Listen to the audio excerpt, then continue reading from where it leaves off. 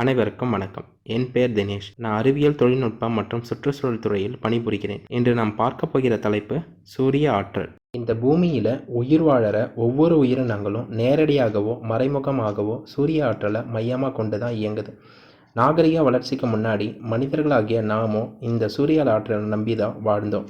ஆனால் இப்போ நம்ம வேலையை வேகமாகவோ சுலபமாகவோ செய்வதற்கு எந்திரங்களை பயன்படுத்துகிறோம். அந்த எந்திரங்கள் ஓட ஆற்றல் தேவை. உதாரணத்துக்கு டிவி, ஃபேன் ஓட மின்சாரம் தேவை. கார், பைக் ஓட பெட்ரோல், டீசல் தேவை. சமைப்பதற்கு கேஸ், மண்ணெண்ணெய், விறகு இது எல்லாம் தேவை. இந்தியாவில் மின்சாரத்தை மட்டும் எடுத்துக்கிட்டால் நிலக்கரி, பெட்ரோல், டீசலுக்கு தேவையான கச்சா எண்ணெய் மற்றும் இயற்கை எரிவாயுல இருந்து தான் மின்சாரத்தை உற்பத்தி செய்கிறோம்.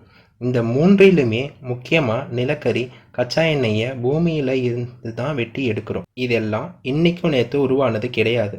இன்னும் கொஞ்ச காலத்துக்கு இதெல்லாம் நம்ம தோண்டி எடுத்துக்கிட்டே இருந்தோம்னா ஒரு காலகட்டத்துக்கு மேலே இதெல்லாம் தீர்ந்து போயிடும். இதெல்லாம் மறுபடியும் உருவாகணும் அப்படின்னா நம்ம 1 பில்லியன் வருஷம் காத்திருக்க வேணும். இது போதாதுன்னு இந்த பொருட்களை நம்ம பயன்படுத்தும் போது நம்ம சுற்றுச்சூழலுக்கு பெரிய அளவில் மாசுபடுத்துகிறோம்.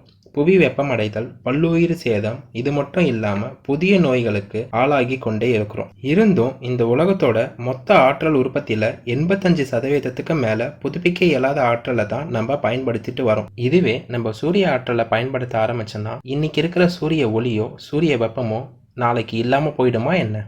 ஒரு நாளைக்கு சூரியனிலிருந்து வர ஆற்றலை எடுத்துக்கிட்டோன்னா இப்போ இருக்க உலக மக்கள் தொகையில் 27 வருடங்களுக்கு தேவையான ஆற்றலை அதால் உற்பத்தி பண்ண முடியும். ஆனால் இப்போ நம்ம சூரியன்லேருந்து வரக்கூடிய ஆற்றலில் ஒரு சின்ன சதவீதத்தை தான் ஆக்கப்பூர்வமாக பயன்படுத்திட்டு வரோம். தொழில் புரட்சிக்கு முன்னாடி விறகு, இயற்கை எண்ணெயை தான் நம்ம எரிபொருளாக பயன்படுத்தணும். ஆனால் 18ஆம் நூற்றாண்டுக்கு அப்புறம் இந்த புதுப்பிக்க இயலாத ஆற்றலை அதிகமாக நம்ம பயன்படுத்திட்டு வரோம். சுவிட்சர்லாண்டில் புதுப்பிக்க இயலாத ஆற்றலுக்கு மாற்று என்னன்னு தேடும்போது முதல்ல சோலார் பேனலை உருவாக்குனாங்க.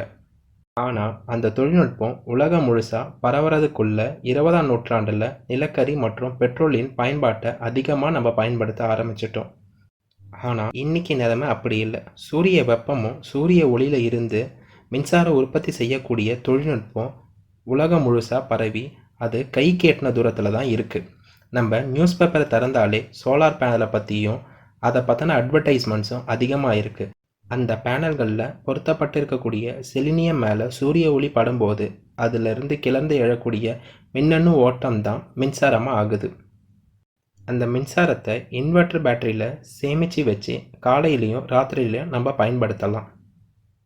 இன்றைக்கு மத்திய கிழக்கு நாடுகளில் இருந்து கச்சா எண்ணெயை இறக்குமதி செய்கிற நாடுகளில் அமெரிக்கா, சீனா, ஜப்பானுக்கு அடுத்ததாக இந்தியா 4வது இடத்துல இருக்குது. இருந்தும் மின்சாரத்தை மட்டும் எடுத்துக்கிட்டால் இந்தியாவில் மட்டும் 350 மில்லியன் மக்கள் மின்சார வசதியே இல்லாமல் இருக்காங்க. நகர்ப்புறத்துலேயும் மின்சார தட்டுப்பாடு அதிகமாகிட்டே இருக்குது. இது மட்டும் இல்லாமல் நம்ம நாட்டோட மக்கள் தொகை ஏறிக்கிட்டே போகுது. அதுக்கு தேவையான உற்பத்தி திறனும் நம்மக்கிட்ட குறைஞ்சிக்கிட்டே வருது. ஜெர்மனி மாதிரியான நாடுகள் முக்காவாசி நாள் மேகம் சூழ்ந்து தான் இருக்குது. அதில் 85% சூரிய ஆற்றல் நம்பி தான் அந்த நாடே இயங்குது. நம்ம ஊரில் வெயிலுக்கோ தட்டுப்பாடே இல்லை.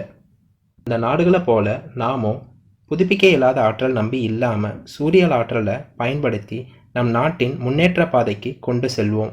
நன்றி.